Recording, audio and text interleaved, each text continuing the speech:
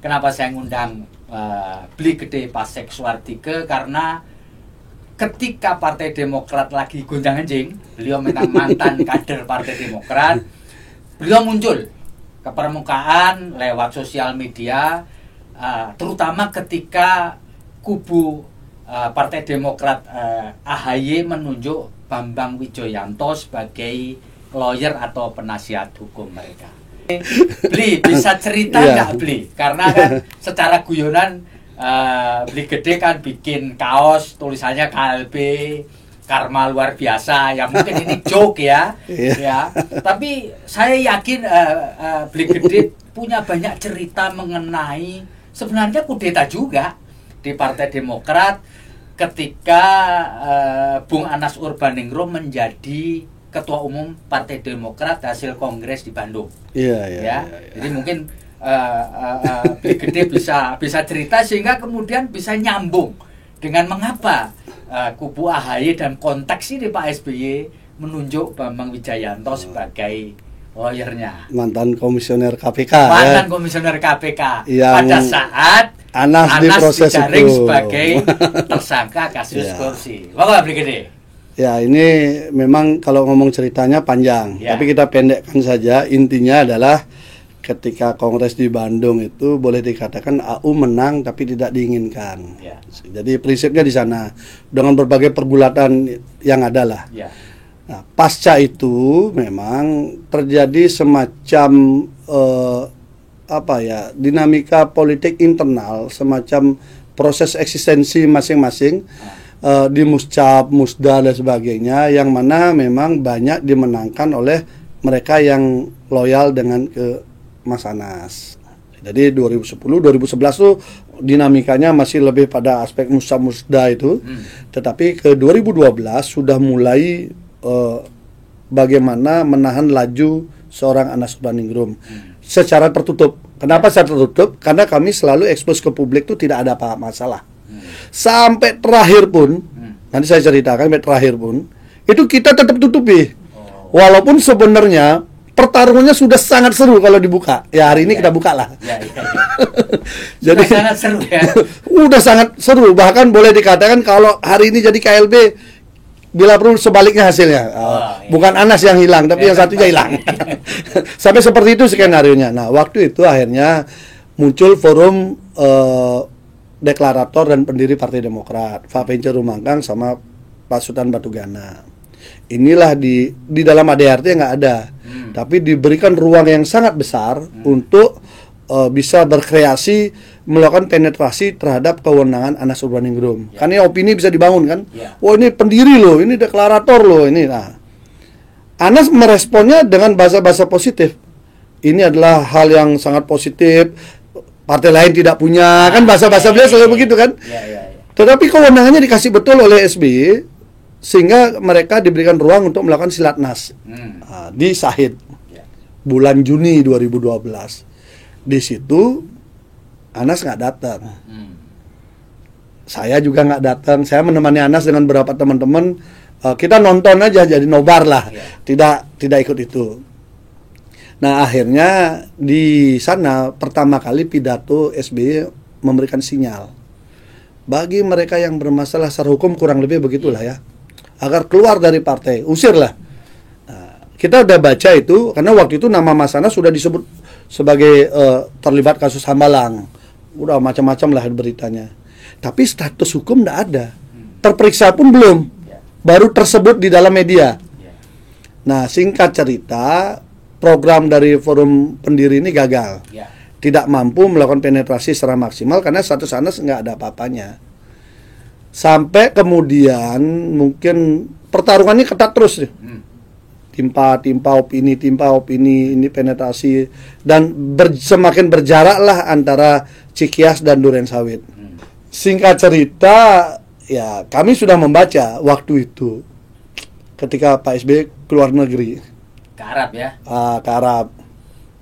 Mas, ini beliau sudah berangkat nih, kayaknya bisa-bisa deket ini. Udah deket ini kan gitu ya. Mas Anas ketawa saja. Ternyata tanggal 4 Februari beliau jumpa pers di situ, press conference, memberikan pertanyaan kepada KPK. Nggak lazim ya? Ya nggak lazim lah. Kunjungan kepala negara, kepala pemerintahan, sebagai presiden. Lalu di sana jumpa pers dari Jeddah, sudah mau pulang ini. Ini sudah sampai mau pulang kok belum jadi tersangka, kira-kira gitulah. Ini tafsir kita ya. Kok belum tersangka juga? Ya udah kita jumpa pers saja, kasih sinyal itu. Yang di situ tuh gimana sih? Mungkin begitulah. Bahasanya adalah mempertanyakan tentang kepastian status hukum Anas Urbaningrum. Lah orang nggak jadi tersangka kok nanya status kepastian. Bahasanya lucu juga, kurang lebih begini. Beliau bilang ini, dipastikan statusnya Anas Urbaningrum, kalau memang bersalah, katakan bersalah. Kalau tidak bersalah, tolong jelaskan kenapa tidak bersalah. Itu bahasa yang kurang lazim lah di dalam itu. Nah, tanggal 4 itu, nah ketika beliau kemudian balik ke tanah air, tanggal 7 malam bertemulah dengan Pak Syarif Hasan dengan beberapa orang. Disitulah pertama kali muncul sprindik bocor. Sprindik KPK nyampe di istana bocor. Ternyata sprindik itu tidak didahului gelar perkara. Benang merahnya yang semangat nekan di sana Abraham Samad sama Bibi Bambang Wijoyanto yang hari ini dipercaya sama kubu AHY. Jadi benang merahnya agak panjang lah. Nah, di sana muncul akhirnya menjadi rame, dan walaupun ketika komite etik berjalan, Syarif Hasan membantah. Saya nggak pernah ngomong itu, tapi wartawan kan ada. Semua media memuat itu. Syarif Hasan lah yang membocorkan pertama kali bahwa Anas sudah tersangka. Nah, kalau tanggal 7 disebutkan Anas sudah tersangka, maka tanggal 8 SBY langsung menyambut. Membuat rapat majelis tinggi. Di sana diundang seluruh majelis tinggi, termasuk Anas Urbaningrum sebagai wakil ketua majelis tinggi. Itu yang disebut sama Pak Bang Joni Allen nih, Bang Jam, yang dibilang kudeta SBY terhadap AU itu tanggal 8 Februari itu. Di forum majelis tinggi. Di forum itu. Jadi kalau orang bicara kapankah proses kudeta merangkak itu mendapatkan titik legitimasi secara politik, secara faktual, maka kita bisa baca 8 Februari. 8 Februari itu keluar 8 butir penyelamatan Partai Demokrat yang isinya mengambil alih kewenangan Anas Urbaningrum sebagai ketua umum. Wah, itu bahasanya boleh lah, ini itu. Anas belum jadi tersangka, tapi kewenangannya sudah diambil alih. Pokoknya kamu tuh bermasalah, aku yang ambil alih. Hari ini semua DPD, DPC, fraksi saya tanggung jawab. Anas, kamu konsentrasi bidang hukum. Kamu ada masalah hukum, kamu konsentrasi di situ. Pada saat itu belum tersangka ya? Butir ke-7 belum tersangka, tanggal 8 belum tersangka. Artinya apa? Ini ada miss skenario. Kalau kami bacaan analisa bisa salah, tapi kayaknya banyak benarnya ya. Analisa bisa salah, tapi banyak benarnya. Kenapa? Karena rangkaiannya ini ketemu. Nah, tanggal 4 pidato, kok ini belum jadi tersangka. Tanggal 7 datang, sprindik udah dibocorkan, artinya wis lho Pak, iki belum lengkap tanda tangan nih, masih ada yang belum, tapi ini sudah gitu loh. Nah, ini bocor. Nah, tangan Tuhan lah bekerja di situ, bahwa tidak ada kejahatan yang sempurna kan. Nah, muncul. Tapi karena alurnya sudah disiap tanggal 8 untuk diambil alih, tanggal 8 diambil alih. Pidatonya SBY sendiri. Bahwa penyelamatan partai itu beliau akan ngambil alih semua. Seluruh kewenangan diambil lah SBY. Kemudian tanggal 10 beliau membuktikan secara de facto bahwa beliau yang mengatur. Ketua DPD dipanggil semua ke Cikias. Anas Urbaningrum tidak. Artinya sudah nggak dianggap kan? Anas kamu nggak dianggap lah. Mikir. Aku sekarang walaupun tidak lewat kongres ngambilnya ya, lewat rapat di Cikias doang. Itu akhirnya diambil. Anas pintar juga, ngelawannya tidak vulgar. Dia datang ke Lebak, kunjungan pelantikan PAC dia datengin gitulah. Untuk membuktikan bahwa beliau masih ketua umum. Cara melawannya kan halus ya. Nah, kemudian tanggal 8 diambil alih, tanggal 10 kumpulkan DPD. Di situ beliau menurut laporan teman-teman DPD menceritakan bahwa partai ini akan tenggelam kalau nggak segera saya ambil alih. Karena survei kita sudah 8,3. Jadi yang dipakai hasil survei. Hasil survei Saiful Mujani, riset dan konsultan Pak Saiful Mujani. 8,3. Waktu itu lembaga survei yang lain masih belasan. Nah, ini perlu diketahui juga. Ya. Kalau sekarang Pak Saiful Mujani agak-agak sedikit ke sana, kita paham lah. Itu kan karena mungkin ada korelasi survei ini kan harus dipertanggungjawabkan. Nah, kemudian alasan survei itu kemudian diambil alih nih semua biar selamat kita semua. Oke. Ya. Tidak cukup begitu. Kan ini kan akhirnya ini kok belum tersangka juga. Udah siapkan saja Rapimnas. Kan kita ngerti lah teorinya kan. Siapkan Rapimnas, tidak boleh diwakilkan. Oke, pemilik suara harus hadir. DPD, DPC semua harus hadir. Diadakan di Sahid tanggal 17. Suratnya dibuat tanggal 14. Jadi tanggal 8, tanggal 10 SBY ngumpulin DPD, tanggal 14 keluar surat. Suratnya ini terlucu di dunia. Karena yang tanda tangan ini Sekretaris Majelis Tinggi dan Sekjen DPP Partai Demokrat. Jadi Sekjen sama Sekjen. Ya? Sekjen sama Sekjen tanda tangan. Nah. Ketua Majelis Tingginya cuci tangan. Ya. Tidak mau ikut. Tanda tangan. Ya biasalah kan itu harus pokoknya saya harus bersih lah. Gitu. Tidak saya nggak ikut itu gitu, kayak gitu. Nah, Anas juga nggak diajak. Nggak dilibatkan tanda tangan, tidak disuruh ikut-ikutan. Pokoknya kamu nggak usah ikut lah. Karena sudah diminggirkan memang. Dikudeta. Ya. Dikudeta. Dengan status belum menjadi tersangka. Nah, udah tanggal 14 suratnya, acara tanggal 17. Berarti hitungan kita waktu itu tampaknya di antara ini pasti sudah tersangka. Nah, sehingga nanti Rapimnas ya. nanti Rapimnas itu Berubah. akan disampaikan bahwa ini ketua umum kita sudah resmi jadi tersangka, maka kita segera mengambil ini mumpung kita Rapimnas, mari kita naikkan sepakati ini jadi KLB. Ya. Nah, kira-kira begitulah skenarionya kan. Ya. Wah, kita antisipasi betul. Sebagai orang pergerakan kita antisipasi betul. Wah, ini gimana? Oke. Kalau memang dia paksakan itu, udah tarung di forum itu. Ya. Nah, sampai tanggal 16 malam Ternyata belum keluar. Ya? belum juga nih KPK. Belum juga nih gimana kan skenario besok udah acara. Tapi surat keputusan untuk tersangka belum ada. Belum ada juga. Ya. Kan enggak ada alasan di Rapimnas ya, dinaikkan betul. jadi KLB kan? Ya, betul. Nah, dia ingin setelah kudeta resmi, kudeta versi Cikeas dilakukan tanggal 8, dia ingin kemudian kudeta dilegitimasi di Rapimnas dinaikkan jadi KLB karena Anas di perjalanan jadi tersangka. Ternyata enggak juga, karena apa? Masih ada beberapa komisioner belum mau tanda tangan. Ini dihantam juga oleh media tertentu agar orang itu hanya mau tanda tangan. Dibantulah dengan kekuatan-kekuatan opini itu. Singkat cerita, tanggal 16 itu Mas Anas diundang ke Cikeas. Kita tunggu di Durensawit waktu itu. Pulangnya dari situ ngobrol, nggak beli besok aman, nggak ada apa-apa. Oh kenapa gitu? Ya Pak Lurah bilang santai-santai aja acaranya. Bayangkan acara santai-santai aja. Dah akhirnya kita datang semua. Ya. Datang ya nggak ada acara apa-apa. Ya. Nggak ada isinya Rapimnas itu. Ya. Karena skenario kan bubar kan. Ya. Akhirnya setelah itu operasi lagi. Jadilah tanggal 22 Februari Mas Anas tersangka. Jadi tadi tanggal 4 pidato jedah itu sampai 22 ini pertarungannya sangat keras. Ya. Yang tidak muncul di permukaan. Permukaannya tenang aja. Kita selalu bilang nggak ada apa-apa kami. Padahal kita di dalam kurang tidur terus. Kurang tidur terus. Singkat cerita 22 Februari 2013 beliau jadi tersangka. Akhirnya besoknya berhenti. Kenapa berhenti? Karena sudah naikkan fakta integritas. Fakta integritas ini kan juga dilanggar sekarang. Padahal fakta integritas itu orang yang terlibat kasus korupsi apa macam-macam itu mundur, berusaha mundurkan diri dan tidak menjabat di Partai Demokrat. Hari ini mantan itu malah mendapat jabatan tinggi.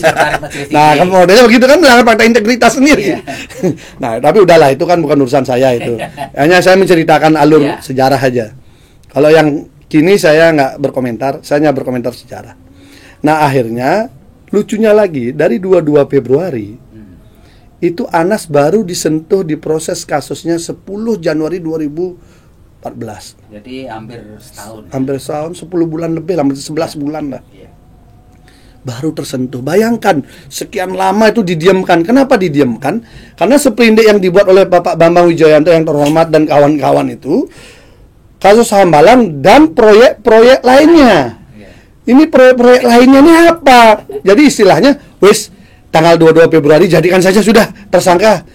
Tambahin aja klausula Hambalang dan proyek-proyek lainnya. Karena kalau pakai Hambalang saja Anas pasti bebas. Ya. Pembuktiannya gampang sekali itu. Hasil audit BPK, kemudian hasil saksi-saksi, termasuk mobil Harrier, apa semua gampang pembuktiannya. Tapi dengan ada dan proyek-proyek lainnya, nanti kita carilah yang masa nggak ada salah sih anak ini. Iya. Kira-kira gitu. Makanya nyarinya tuh hampir setahun itu. Lama. Itu hampir 350 saksi dicari. Jumlah orang dicari semua. Tetapi satu, Mas Ibas nggak pernah diperiksa jadi saksi. Padahal dia ketua SC Kongres. Anehnya di situ. Ngerti? Yang kata Julianis itu karena teman katanya. Kata Julianis ya, bukan kata saya. Tetapi bahwa masalah Kongres dijadikan masalah korupsi, ketua OC-nya diperiksa, ketua SC-nya tidak. Nah, jadi ngukir bener ini KPK. Zaman Abraham Samad sama BW ini kan. Ngukir ya. Ngukir lah. Jadi ya kita paham lah kalau hari ini kemudian BW bersama-sama lagi, saya kira dengan seragam yang berbeda, tapi kan hatinya tetap dalam satu jalur kan. Kita paham lah jadinya itu. Pasal itu semakin terbuka, publik juga semakin bisa lihat. Semakin lihat sekarang, kelihatan kenapa tidak dijadikan saksi, kenapa kesaksian Sultan Batugana tidak diproses, kenapa itu semua terjawab sekarang. Yo pantes ngono ta. Oh ya wis, ngerti gitu lah. Oh pantes orang akrab. Apalagi apa? Kalau kita punya masalah hukum, kalau kita mencari pembela kan orang yang kita percaya. Nggak mungkin kita cari orang kita percaya. Nggak mungkin kita cari orang yang tidak sehati. Nggak mungkin. Oh ini satu jalur, wajar lah. Jadi sekarang Mas Anas pun paham ketika waktu saya jenguk beberapa hari yang lalu. Oh gitu toh. Oh ya pantes. Jalan ceritanya ya. Jalan ceritanya kebuka sendiri. Ini yang disebut halaman belum dibuka terbuka sendiri. Itu ya, halamannya terbuka sendiri. Itu. Bli, pada waktu menjelang Mas Anas menjadi tersangka, itu kan Partai Demokrat dan negeri ini lagi bersiap-siap untuk pemilu ya. Betul. Lalu kemudian ada cerita bahwa sebenarnya kalau Anas Urbaningrum saat itu bilang ya sudahlah TJTB kita nggak usah urus, sebenarnya Partai Demokrat nggak lolos verifikasi di KPU pada itu. Gimana Bung ceritanya? Oh itu ceritanya gini, waktu proses verifikasi partai itu kan yang menghandle itu kan direktur eksekutif. Jadi tim di direktur eksekutif itu ada Pak Toto, Pak Fajar, dan Mas Alam dan Mas Rahmat. Mas Rahmat yang sekarang itu kalau nggak salah Mas Rahmat ada di kelompoknya KLB ya. KLB itu apa sih? Kongres luar biasa apa Karma luar biasa? Jadi waktu itu kalau nggak salah 3 ini tidak aktif. Ada urusan. Ada urusan ya. Ya ada urusan sehingga yang incas langsung itu secara teknis Pak Rahmat. Semua dokumen itu ada di situ termasuk segala halnya lah yang tidak mungkin saya buka di sini, tapi Pak Rahmat lah yang tahu. Nah Pak Rahmat itu pernah ngomong sama Mas Anas karena dilihat diperlakukan begitu Mas Anas, belum tersangka nih. Tapi inilah istilahnya yang saya cerita tadi, di atasnya kelihatan tenang, kompak, di bawah ini udah. Nah itu Mas Rahmat pernah cerita minta ke Mas Anas waktu itu. Saya dengar diskusinya kan. Setelah itulah apa kata saya kira-kira gitulah. Mas kira-kira gini waktu itu ngomongnya. Ini gimana ini? Apa kita sekalian saja berkas-berkas ini kita ini kan biar nggak terdaftar gitu, biar nggak memenuhi syarat gitu loh. Sama Mas Anas jangan, proses saja, bantu semua biar jadi. Akhirnya digarap lah itu semua. Itu Mas Rahmat tahu persis ceritanya itu.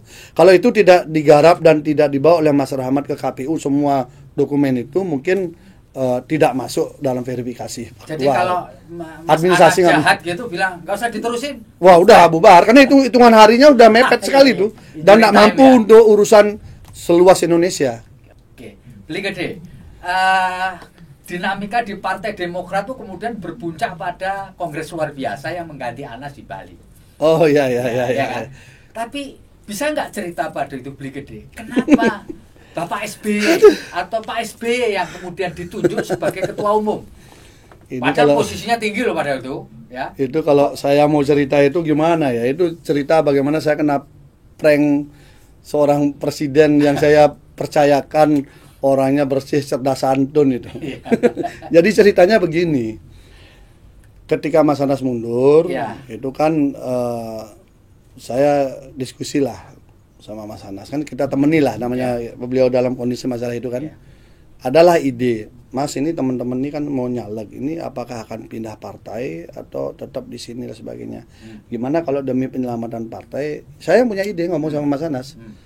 Kalau cerita soal ini ya cerita bagaimana antara senang dengan sedih. Senangnya itu bahwa yang ngeprank saya ini seorang presiden. Nggak senangnya tuh kok ada gitu loh. Orang yang sudah harusnya kita bicara gentleman agreement, seorang politisi yang dalam konteks berpikir soal bangsa dan negara kok bisa menipu hal yang sebenarnya sangat substansial. Ceritanya gini. Suatu malam saya ke tempat Mas Anas di Duren Sawit, kita diskusi lah. Ngomongin nasib teman-teman kan. Mas ini gimana? Kan teman-teman ini nunggu apakah pindah partai atau tetap, kalau tetap seperti ini gimana gitu. Siapa yang nanti kita penggantinya Mas Anas gitu. Gimana kalau kita dukung Pak SBY aja sampai di pemilu ini aja biar kompak kita semua. Oh boleh juga gitu. Mas Anas nggak apa-apa kan kalau saya misalnya ngomong itu ke media soal ide ini? Oh ya silahkan gitu. Udah dapat izin Mas Anas. Saya kan waktu itu masih ketua komisi 3. Ya. Saya ke DPR lah. DPR itu kan wartawan ngumpulnya Ya. udah. Ini ada berita ya gitu. Kita ngomong lah kan. Ketika saya ngomong itu semua wartawan ketawa. Wah ini ngenyek nih kayak kira gitulah. Lo serius ini? Lo serius? Akhirnya mulai pasang tripod, pasang inilah wawancara resmi. Saya sampaikan bahwa saya mengusulkan Pak SBY sebagai ketua umum agar bisa dipilih secara aklamasi demi bersatunya semua elemen partai. Karena kita sudah masuk tahapan pemilu di mana kita harus segera untuk berkompetisi di lapangan. Segala problem internal kita tutup dulu. Nah, gitu kan.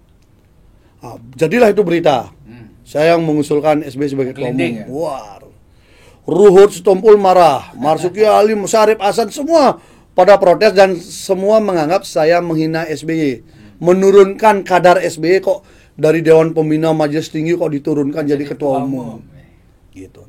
Lalu saya jelaskan bahwa undang-undang partai politik dan undang-undang pemilu nggak mengenal tuh dewan apa nggak dikenal. Taunya ketua umum dan sekjen. Jadi kalau kita ingin partai ini disimpelkan saja kewenangan itu kasihkan di ketua umum. Singkat cerita, perdebatan di media massa itu beliau tangkap. Diundanglah saya ke istana. Waktu itu saya datang malam hari, ada Bu Ani almarhum dan Mas Ibas, ada Pak SBY kan.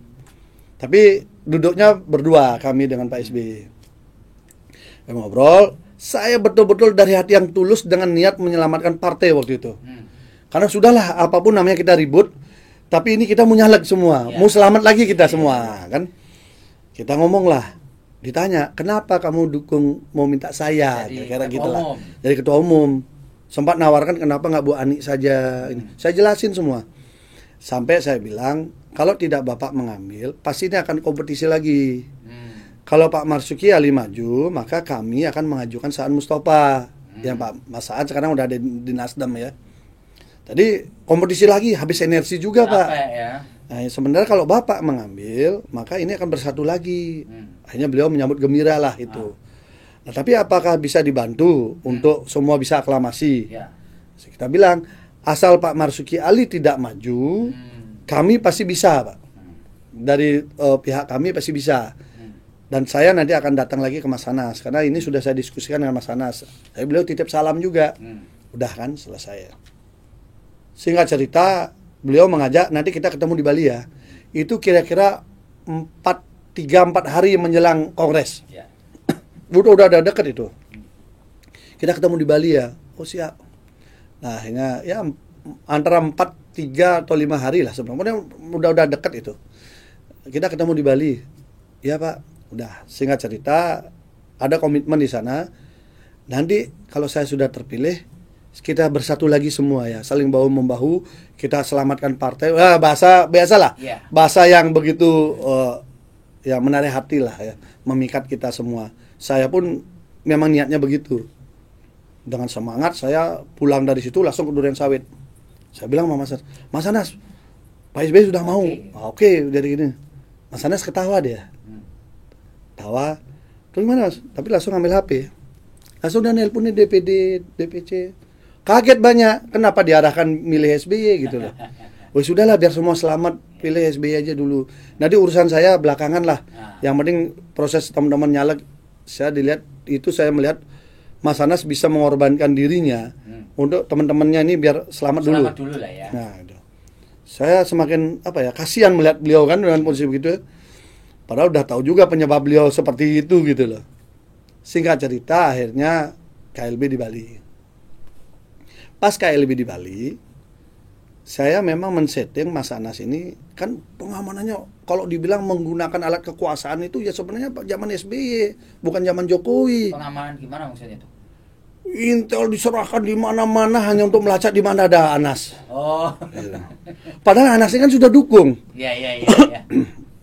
Tapi tetap masih khawatir. Nah, karena kita jiwa-jiwa aktivis ini kadang-kadang nakal kan. Lalu kita bikin, Mas, settingan begini Mas, ini teman-teman Intel nih bilang posisi begini. Jadi Mas lewat darat aja. Bagaimana? Ya lewat darat. Jadi lewat darat lah.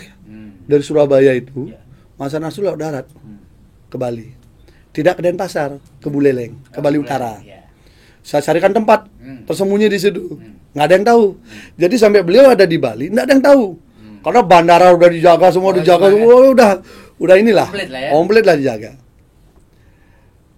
Ketika saya ke Buleleng, tempat saya malah sudah diperiksa aparat semua.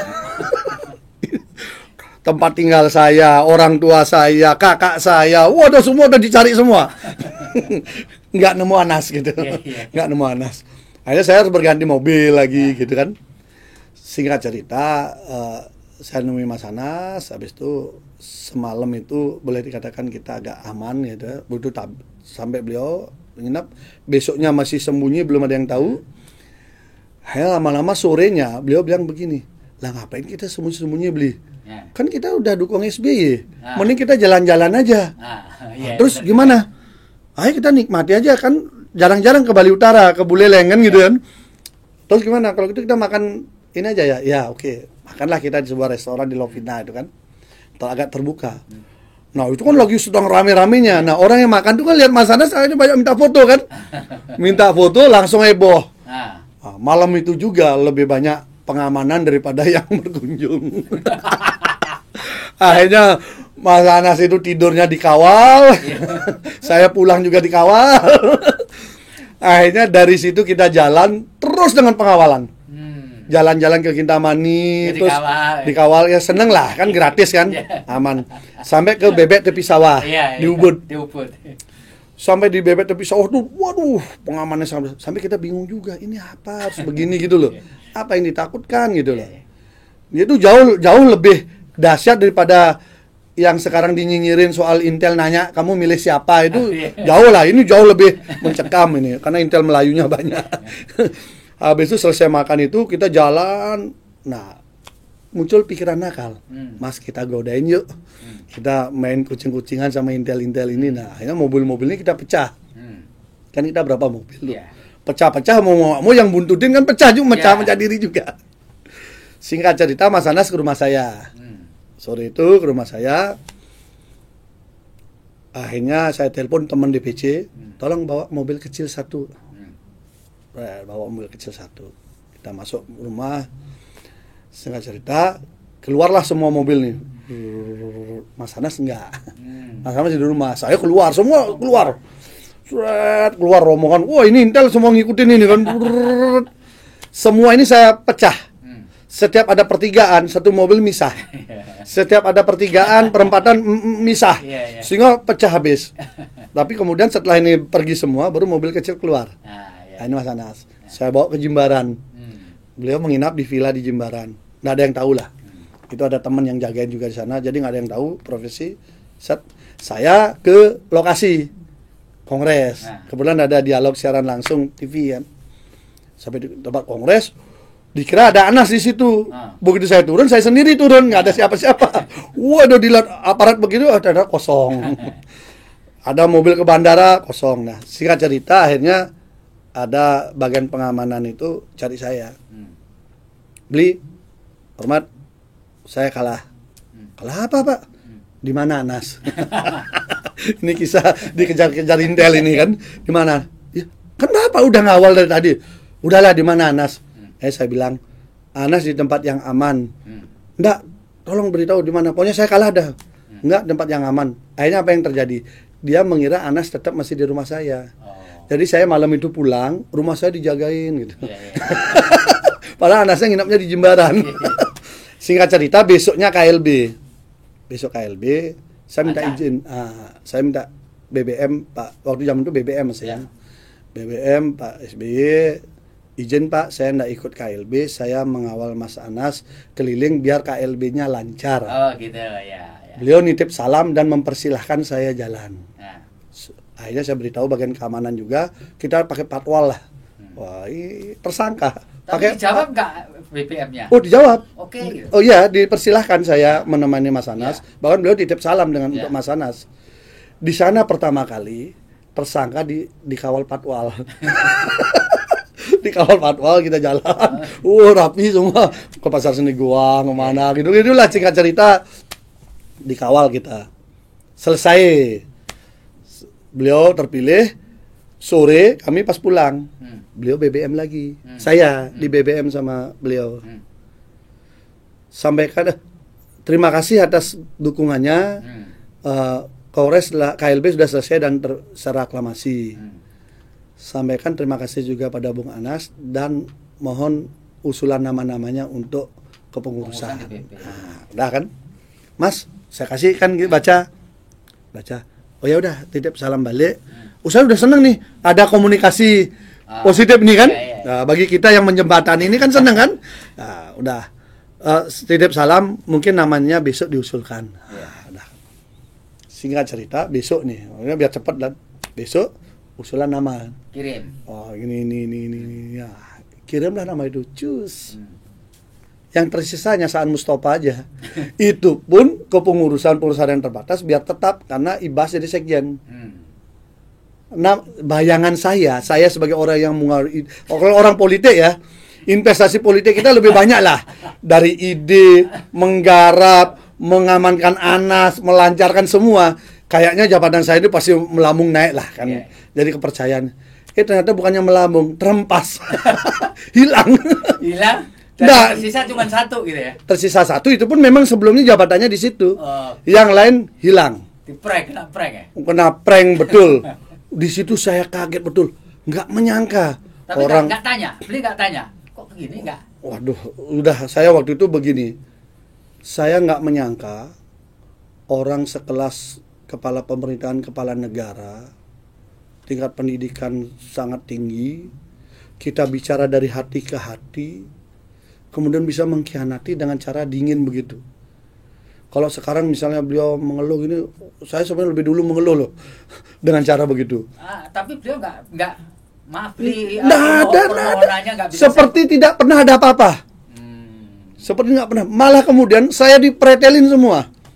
Wakil ketua fraksi saya hilang. Pokoknya semua hilang jabatan saya. Jadi akhirnya yang terjadi adalah kita malah habis. Dihabisi semua. Di situ saya berpikir, saya merasa bersalah sama Mas Anas. Mas, saya minta maaf Mas. Jadi jangan teman-teman begini semua. Tahu begini kan kita maju aja semua. Tarung aja sudah kan. Kalau tarung pasti menang Mas Anas.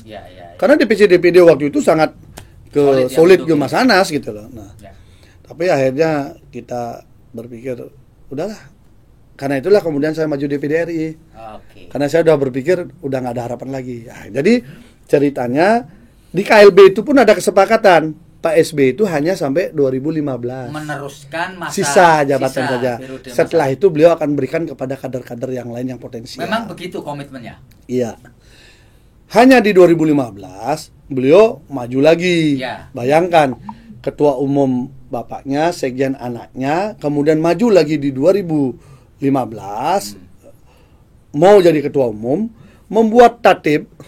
Draft tatibnya itu hanya dirinya saja memenuhi syarat. Marzuki Ali pun tidak memenuhi syarat. Jadi itu saya dapatkan begini, tatibnya itu dibuat oleh tim khusus, nggak boleh orang lain tahu, sembunyi-sembunyi. Tapi kita dapat, tapi kita dapat draftnya itu. Saya ramaikan adalah di Twitter. Habis itu isinya itu yang saya ingat begini. Yang boleh menjadi calon adalah yang punya hak suara. Oke, yang punya hak suara itu DPP, ketua umum dia. DPP, DPD, kemudian DPC. Ada syarat berikutnya. Berpengalaman jadi kepengurusan pusat selama 5 tahun. Berarti yang DPD sama DPC udah nggak bisa. Berarti tinggal dia aja kan? Marzuki Ali aja nggak bisa masuk. Nah, itu contohnya. Itu contohnya sehingga menjadikan posisinya agak susah. Nah, karena itu saya kira kita mikir gini, aduh kok kayak begini, namanya Sang Demokrat tapi kok harus dibuat skenarionya seperti itu, harus sendiri. Dan akhirnya yang paling lucu adalah mungkin tidak ada dalam sejarah, Kongres belum dibuka, pencalonan sudah ditutup. Padahal di mana-mana yang namanya Kongres dibuka dulu, habis itu sidang pertama adalah membahas draft tata tertib untuk disahkan jadi tatib. Di mana-mana. Ini enggak, pendaftaran calon sudah ditutup semua. Ini yang Kongres yang mana nih? Surabaya. Oh, Surabaya, ya. Hasilnya tunggal lah dia. Kan di mana saya sama Marzuki Ali maunya goda-godain dikit lah kan gitu. Tapi digodain pun enggak boleh. Akhirnya disitulah kemudian semakin absolut partai itu berubah menjadi dari Partai Demokrat menjadi Partai Dulur. Partai dinasti. Tapi memang Bli, pada waktu awal-awal Bli gabung itu memang indikasi itu ada atau enggak? Enggak ada. Enggak ada ya sebenarnya? Enggak ada. Saya adalah orang yang mengidolakan beliau. Saya orang sangat mengidolakan beliau. Jadi memang betul-betul pada waktu itu Partai Demokrat itu memang mau di set up jadi partai terbuka, betul ya? Ketika zaman Pak Subur Budi Santoso, suasana itu kita rasakan. Jadi dinamika, perbedaan, mengayomi, semua merasakan punya. Zaman Pak Hadi Utomo luar biasa. Boleh dikatakan Pak Hadi Utomo ini, saya banyak belajar dari beliau, almarhum. Bagaimana kita mengelola partai. Kita kalau diterima tuh berjam-jam mau bercerita sama beliau itu. Kita betul-betul ketua umum itu memberikan ruang kita pengetahuan ya. Latihan pengetahuan diberikan. Sehingga kita merasakan bahwa ini luar biasa. Dan saya mengidolakan Pak SBY waktu itu. Kenapa? Satu, ganteng, gagah, cerdas, bicara terstruktur, dan politik yang dikenalkan bersih, cerdas, santun. Ini yang saya pegang betul dan membuat saya menjadi idola di situ. Masuklah pertama kali berpartai saya di sana.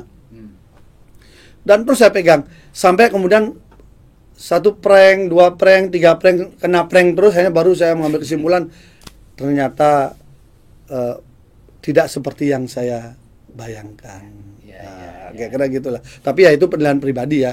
Mungkin ada yang mengidolakan juga, saya kira wajar juga. Karena saya yakin beliau pasti banyak juga mengidolakan. Tetapi faktanya yang kita lewati selama ini dalam kasus dengan Mas Anas, sehingga ya kita jaga betul. Dan saya pernah mengalami sebuah tekanan untuk meninggalkan Anas ketika posisi saya menjadi Ketua Komisi 3. Waktu itu Pak Menteri, Pak Jarwace manggil saya. Nah sekarang Pak Jarwace sama-sama dengan Anas di Sukamiskin. Sering saya ketemu juga. Manggil saya ketika beliau habis datang dari Cikias. Saya diberitahu gini, Pak, kamu harus pilih. Kamu milih SBY atau milih Anas? Saya bilang, loh kan tidak ada apa Pak. Ini akan perang. Ini akan tempur. Kamu harus milih salah satu. Kalau kamu nggak milih, kalau kamu milih Anas, maka jabatanmu jadi Ketua Komisi 3 dicopot. Tapi kalau kamu milih SBY, kamu tetap jadi Ketua Komisi 3 dan kamu dikasih jabatan yang lebih baik. Itu jelas-jelas disebut begitu? Iya, ngomong di Widya Chandra, di rumah jabatan, saya datang.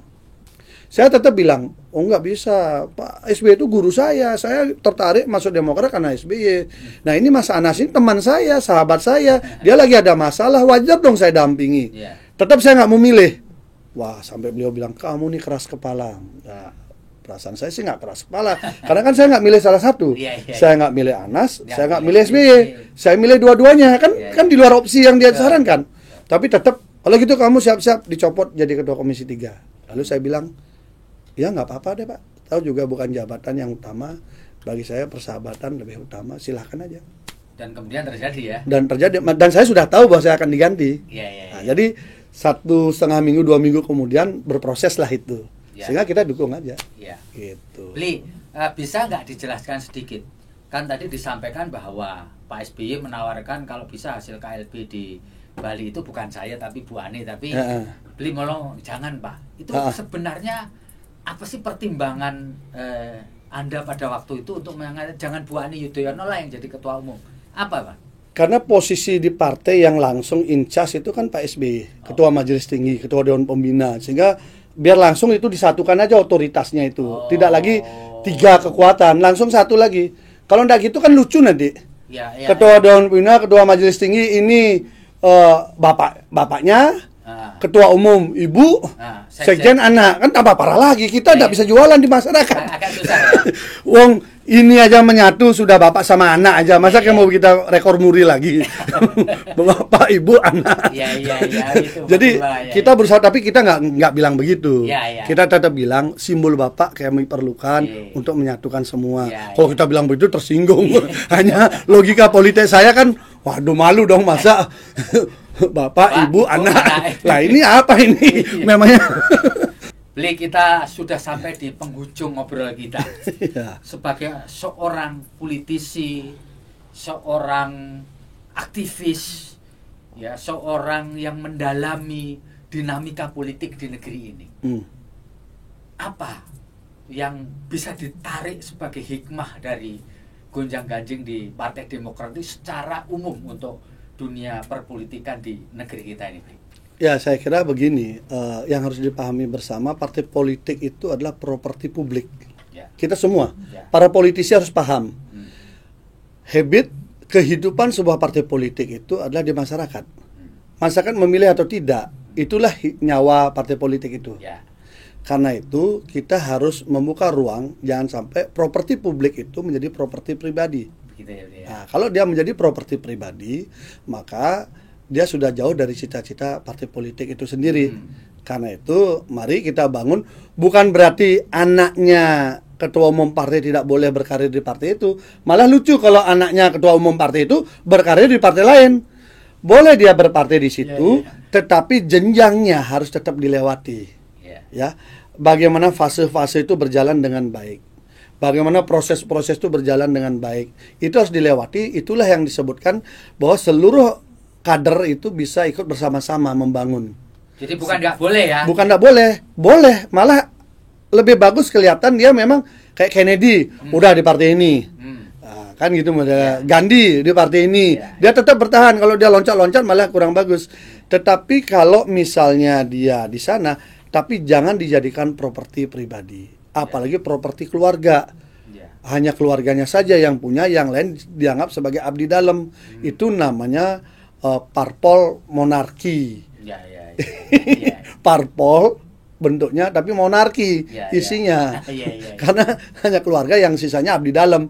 Mau nggak mau harus manut. Nah, itu saya kira kurang sehat. Kurang sehat ya sebagai partai di masa modern ini. Ya, masa modern, dan saya kira buka saja kompetisi kualitatif antar anak bangsa sehingga tumbuh kembangnya menjadi setara. Kalau dia bibit-bibit bobotnya bagus, dia akan terlatih dengan alami juga. Saya lihat, ambil contoh terakhir, Pak Hadi Utomo. Sekarang anaknya pindah partai. Tidak lagi di Partai Demokrat. Dia memilih di Partai Nasdem. Jadi lucu ya? Ya, itu mungkin pilihan politik yang mana akhirnya yang saya lihat, beliau dulu pengurus pusat. Mas Yoyo misalnya, itu ambil contoh menarik sekali. Beliau mau mengulangi lagi. Beliau sekarang menjadi ketua Nasdem di Jakarta Timur. DPC dia. Jadi memulai dari grassroots itu ya. Ketika saya tanya beliaunya, ya Beli, saya kemarin mungkin jalurnya terlalu jalur kekeluargaan. Saya sekarang ikut pesannya Bapak menempa diri dari bawah. Nah, ini yang benar. Ya ikut dong dari bawah, jangan langsung semua dibukain, semua dilayani. Ya, artinya kata Mas Anas, mencapai puncak tanpa mendaki kan, itu kan enggak fair. Ya kalau mau mencapai puncak mendaki bareng-bareng, capai bareng-bareng. Siapa sampai duluan ya dia yang jadi pimpinan, kan begitu. Kira-kira gitulah. Ini penutup nih, ini benar-benar penutup. Please, Anda sebagai seorang sahabat dari Anas Urbaningrum yang sekarang berada di Sukamiskin, bisa cerita nggak kondisinya sehat nggak, terakhir kapan berkomunikasi, dan setelah nanti bisa keluar apakah akan kembali ke dunia politik atau istirahat dulu, bagaimana Bli? Ya, saya beberapa waktu yang lalu ke sana menengok beliau. Sehat, kita ya? sehat. Jujur salah satu politisi, bukan karena saya dekat ya, tapi memang saya semakin dekat, semakin mempelajari sosok anak ini, memang termasuk aset bangsa yang bagus ya. Bayangkan, begitu besar tekanannya, dia tetap stabil emosinya. Kalau kayak Pak SBY kan belum apa-apa udah bikin puisi, nangis, cengeng kan gitu. Ini Anas ditekan kayak begitu, tetap datar. Itu kan tidak mudah mengelola emosi itu. Dan sampai sekarang beliau seperti itu. Saya kaget. Terakhir itu Nasaruddin minta maaf. Datang ke bilik penjaranya, kamarnya beliau. Gitu ya beliau. Datang, iya, ini minta maaf. Beliau cerita sendiri. Oleh beliau maafkan. Kita yang marah. Padahal udah digituin gitu ya. Udah kayak digituin. Terus apa yang beliau bilang? Mas, kenapa Mas gitu? Jangan. Dan namanya kita coba ya. Saya kehilangan ketua komisi 3, kita nggak jadi nyalon DPR RI, kita ke DPD ya gitu ya. Kita pergi dari partai itu demi bela dia. Kok dia itu memaafkan orang yang nyeblosin dia? Apa jawaban? Di situ saya belajar lagi tentang seorang Anas. Bli, kita mau marah kayak apapun, posisi saya sudah seperti ini. Mudah-mudahan dengan kita memaafkan dia, suatu saat dia pun bisa mengerti tentang makna bagaimana menegakkan kebenaran. Kalau dia merasa waktu ini dia melakukan kesalahan, dia minta maaf, ya udah kita maafkan aja. Terus suatu saat juga pasti ada manfaatnya, kita manfaatkan sekarang. Aduh, kita bingung juga. Ya sudahlah, kalau memang begitu Mas, ya udah kita maafkan. Karena itulah waktu di ILC, ya. Waktu saya ngomong terakhir kasus dia keluar itu, saya bilang, ya nasib dia lah keluar. Mau gimana lagi, padahal kita punya serang dia lagi. Udah, karena Mas Anas bilang maafkan, ya sudah. Orang yang langsung aja memaafkan, ya udah kita, itu nasib Pak Nasar aja udah bisa keluar sekarang. Nah, kalau sekarang Pak Nasar berada di kubu Muldoko itu dalam rangka permainan TikTok dengan kubu Cikias, ya kita nggak ikut-ikut lah itu. Mungkin halaman berikutnya. Apa yang mau dibuka? Yang penting Pak Nasar sudah minta maaf sama Mas Anas. Mas Anas sudah dengan kondisi kita belum bisa menerima, tapi beliau memilih memaafkan. Ya mudah-mudahan harapan saya sih Pak Nasar mau jujur saja sudah. Ceritakan saja dulu apa yang terjadi, luruskan kembali agar Mas Anas ini minimal sudah 8 tahun dia nanti menjalani semuanya sampai keluar itu bisa kembali dia menjadi warga negara yang baik, warga negara yang dibersihkan, warga negara yang bisa kembali mengembangkan talentanya dan bermanfaat bagi negeri ini gitu. Gitu ya, aja. Ya.